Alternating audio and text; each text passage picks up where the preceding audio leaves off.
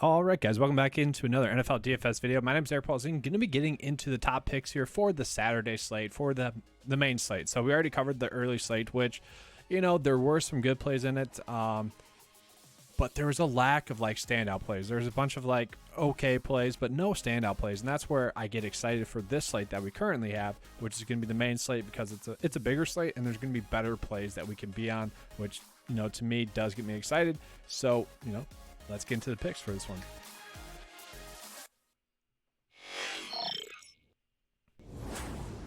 So like normal, we are going to start off with the quarterback spot here. I'm going to be highlighting those to start off and then just going position by position. So what we're looking at the quarterback spot is a few names. So with it being a 5-game slate, I'm not going to go game by game like I have been. What I'm going to do actually is just kind of highlight the 6 or so players that I like, and they're all pretty much young players. So we'll start with Skylar Thompson, who had the full game last week for week 1 in the preseason for the Miami Dolphins, and he looked pretty good. He threw the ball 28 times and had a touchdown. And really with it is Tua going to play? Because if Tua is not going to play, then Skylar Thompson's pretty much guaranteed to get about a full half of work, which to me, obviously, I like that. Was impressive last week. That's intriguing to me. Someone that I would like. The problem is he's a little bit tougher to stack. Looking at Kyle Trask. So with Tom Brady's situation going on right now, we don't really know what to expect from him. It's tough to kind of gauge what's going on there. So do we know what's going to happen playing time wise from there? Maybe not. But last week, Kyle Trask played a lot. He actually threw the ball 33 times and ended up having 250 passing yards and a TD. So, yeah, that's pretty intriguing to me. And the thing with him is he's going to be very easy to stack, and I'll show that to you guys as the video is on. In that same game, I actually like quarterback Malik Willis, who we got to see if Brian Tannehill is going to play. If he doesn't, that means Logan Woodside and Malik Willis would be splitting the reps again. It'd be one half of football for each, and it really does make sense to get a good look at Malik Willis here because you need to see if you want to keep 2 quarterbacks or 3 quarterbacks, and that's really what they're going to have to figure out. Maybe my favorite quarterback on the slate would be Nate Sudfeld. Trey Lance is not expected to play in this one, which means a half of Nate Sudfeld and a half of Brock Purdy. So Nate Sudfeld is someone that has been very productive in past preseasons and is someone that I will like again this week. So Sudfeld threw a touchdown last week and didn't have that many passing attempts because, the Packers kind of just sucked, and it was just big play after big play for a lot of the quarterbacks for Trey Lance and Nate Sudfeld. So I do really like Nate Sudfeld in this one. And then the last quarterback that I like is going to be Easton Stick, the Chargers quarterback. So got to wait and see if Justin Herbert's going to play. I'm not sure that they will play him in this one. If they do, it might just be a quarter. Chase Daniels and Easton Stick are kind of just in a quarterback competition once again this year. Chase Daniels look good. You could easily play him if he's getting a full half, but Easton Stick kind of has that rushing upside to the point where it kind of makes him easier to use, kind of safer to use. Both of them are fine plays, Chase Daniels and Easton Stick, but I kind of like Easton Stick a little bit more. So I'm going to do a stack real quick of Kyle Trask and then Easton Stick just to show you guys what that would look like. So starting off, we're going to get into the Buccaneer stack here. So it is looking like running back wise, Giovanni Bernard not going to play. Patrick Laird, we kind of know who he is. Barner's out. Leonard Fournette doesn't really make sense to play him. So that really leaves us with White and Keyshawn Vaughn. I kind of like Keyshawn Vaughn a little bit more, but both should get a decent amount of work. You can play either one. I kind of like Keyshawn Vaughn a little bit more. But yeah, it doesn't really matter which one you play. From there, receiver-wise, I really do like Tyler Johnson in this one. So Tyler Johnson, he kind of got back to who he was, I guess, as a rookie receiver, where it seemed like he could take the next step, and he just didn't last year. He had 7 targets for 73 yards. A player, to me, that I think could easily go out and have a very, very productive game in this one as well. So 2 players in that stack that I just think, you could easily play and feel pretty good about it. So from there, you could actually go with another tight end play, and I'll get into that here. So the tight end play would be, and I don't love this, but J.J. Holland. So he did pretty good. He had 4 targets and was able to score 7.2 DK points. Obviously, if you're trying to stack that game, that'd be the way you go. And let's just take that stack a little bit further with another running back play that I like. Julius Chestnut. Now, he was one of the players that really stood out to me film-wise. He only rushed the ball 7 times, but it was for 44 yards. So, obviously, pretty good stuff there, rushing the ball. If he can continue to do that, continue to get like decent looks in the game and get the usage, he'll continue to produce, I think. So he is someone that I do like as well in that game if you're trying to game stack it. And then maybe Kyle Phillips, like game stack wise. Kyle Phillips is a young rookie receiver that keeps making hype in camp and keeps getting open. I kind of just want to see it on film, and maybe this will be the week that we finally do see it on film from him. And then just showing you guys the other stack, the Charger stack here. So let's just go Easton Stick, and then, you know, it really could be any of the running backs here, but Spiller did touch the ball 11 times. Now, he only scored like 5.4 DK points last week, but obviously he's a rookie running back, and they kind of want to see what they have in him because they already know what they got in Austin Eckler. They've seen Roundtree. They've seen all these guys. They want to figure out what they got in Isaiah Spiller, so it does make sense that he is actually getting a decent amount of workload in the first week and probably going to get a decent amount of workload in the second week. From there, receiver-wise, like Josh Palmer could get some playing time. Jalen Guyton could get some playing time in this one, but not a big receiver room, which kind of means the playing time should be there for these guys. Now, Joe Reed was someone that kind of stood out in last year's preseason. Ended up playing well last week. He made my others receiving votes part in the write-up last week. This week, I firmly like him as well. So 5 targets last week for 61 yards, 4 receptions, and a touchdown. Honestly, I could see similar numbers to that with Joe Reed, and especially if you're doing like a game stack here where I really like him. And then Michael Bandy, 11 targets last week, which is obviously crazy. He scored a touchdown as well. So if you kind of combine these two, 17 targets, 2 TDs, and 150 yards combined. I mean, that is spectacular, guys.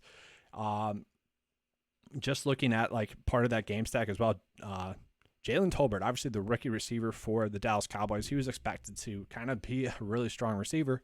He had 7 targets last week and sucked. He only had like 2 DK points. So if he gets that workload again, like it's just tough to imagine him not doing better than that, not scoring like 6 DK points at least, because that's like 3 catches for 30 yards. And if you get 7 targets, you should be able to do that. So Jalen Tolbert would make sense in that kind of game stack sense.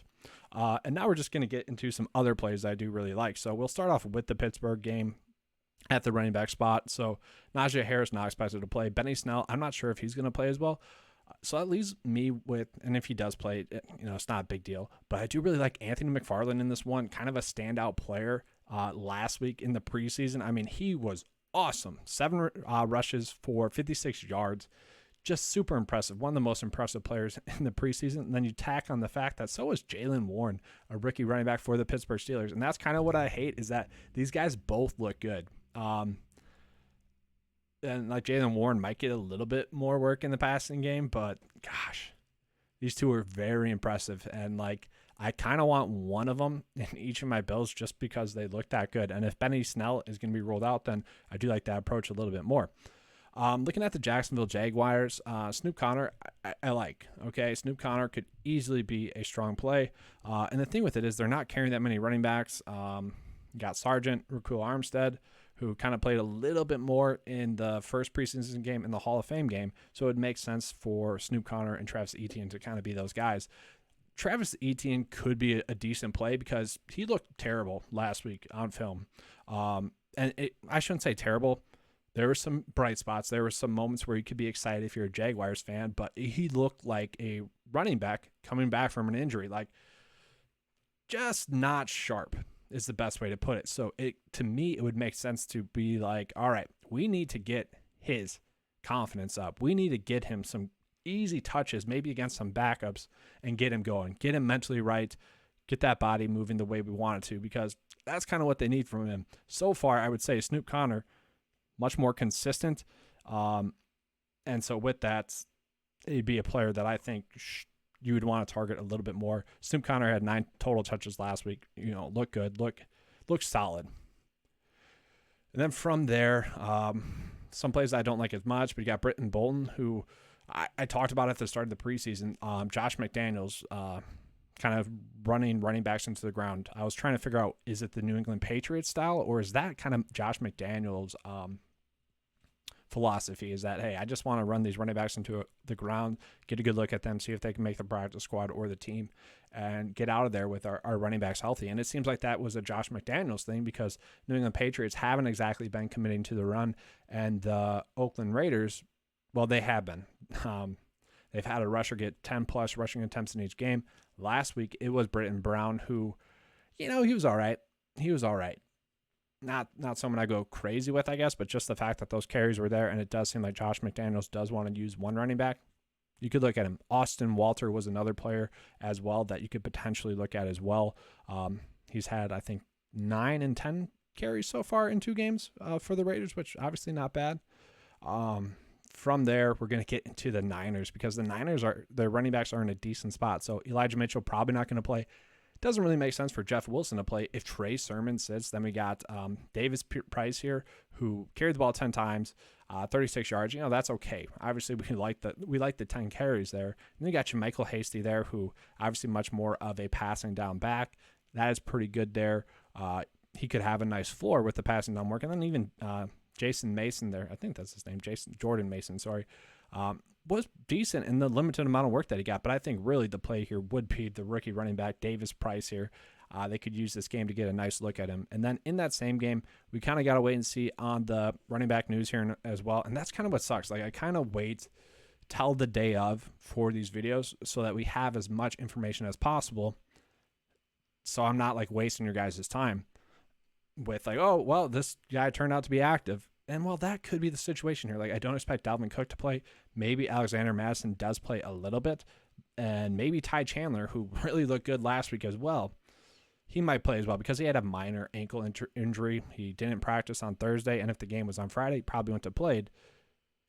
But it's today, and I kind of expect him to play. But if he doesn't play, then obviously, I'm not going to butcher his name, but man, he looked good. Rushed the ball 7 times, 41 yards, had 2 targets, 18 yards. I would say that'd be his floor in this one as well. So he'd be another player that I like. And I kind of touched on the early slate where I'm like, gosh, there's so many like just guesses on this slate that I'm kind of just want to chase the upside and go with a receiver in the flex spot to hopefully get a touchdown. I don't think we have to do that on the slate. I think we could go with 3 running backs and kind of lock up that floor in this game. And from there, we're going to get into the receivers. So the receivers that I haven't mentioned are going to be a couple of the Pittsburgh Steelers receivers, actually. And maybe you want to go a game stack here. You could. George Pickens, I've touched on this a little bit. The Pittsburgh Steelers have kind of used the preseason to really teach up and coach up and kind of see what they have in their rookie receivers. And we've seen it with Claypool. We've seen it with DeAndre Johnson, Juju a while back, James Washington. We've seen them do this a lot. So it makes sense that George Pickens is kind of standing out, and I kind of expect him to get like a full quarter and a half and like 4 targets in that time period. So he'd be someone I like as well. And then Gunnar Olszewski, very close again, that name right. He is just kind of always open. So he'd be someone like in the second half of this game, he's just open and wouldn't shock me at all. I already mentioned Tyler Johnson and Jalen Tolbert, both players I like. I already mentioned the Los Angeles Chargers receivers I like, Joe Reed and Bundy. The last player that I really like receiver-wise, Kyle Phillips could be okay as well. It's going to be Smith Marsetti. He's a guy they really like there in Minnesota. 3 receptions on 5 targets for 6.1 DK points last week. Decent play again this week. If you're kind of just in that range and kind of want to mix and match, maybe a receiver in there, I think he's going to be a safe play. I think 6 DK points is probably right around what we're going to get out of him. And then after that, just touching on some tight end plays. So let's say you were trying to play Skylar Thompson as your quarterback. This would be the player that I would actually stack him with, would be Tanner Conner. He had 3 targets, which not too much, but once again, in the tight end spot, you're really just looking for a player that's not going to get you 0. I think that's going to be Tanner Conner. He had 5.5 DK points last week, which obviously going to be good enough for you. And then potentially, if you want to do a stack with the San Francisco 49ers, maybe you just go with the preseason GOAT, Tanner Hudson. I mean, this guy has produced basically in every slate that he's played in the preseason DFS contest for the past 3 years. He had 2 receptions and a touchdown last week. Pretty good stuff there from him. He just always seems to produce. And, if you are making a Nate Sudfeld build, he'd be someone that I don't mind. And then just kind of throwing on Danny Gray onto that as well. all it takes is one big play from Danny Gray. Speedy receiver. He is healthy. He did sit out one practice, but it looks like he's going to play. Like, all it takes is one play out of him. I could see him doing that. Ray McLeod, small receiver, could get open as well. He's fine. Defensively, man, guys, I don't love any of them just yet. Just nothing too eye-popping just yet. And really, it's just going to be going away from your stack. We just don't have enough news as to which players are going to be starting and whatnot. And so we have to wait and see. And like the quarterbacks that are going to be starting, that are backups, I kind of like. So, I don't want to play Minnesota defense. I like Nate Sudfeld. I don't want to play Dallas defense because I like Chase Daniels and Easton Stick. Makes it a little bit difficult there. Maybe the Bucs, but they sucked last week defensively. If Malik Willis and Logan Woodside are going to be playing again, maybe the Bucs. It's tough there. Maybe Miami with the Raiders if Derek Carr sits, which it seems like he's going to. That's where it gets difficult. I know the Jaguars have another game under their belt. Their defense should be much more fluent. You could play them as well. That's where it gets difficult there, and that's where obviously the slate's going to be decided. So we do have to figure that there out defensively. But that's all I have you guys for this video. If you guys enjoyed the video, please give me a like, subscribe. I do appreciate that. Let's have a good slate, guys. Good luck, and as always, let's keep cashing.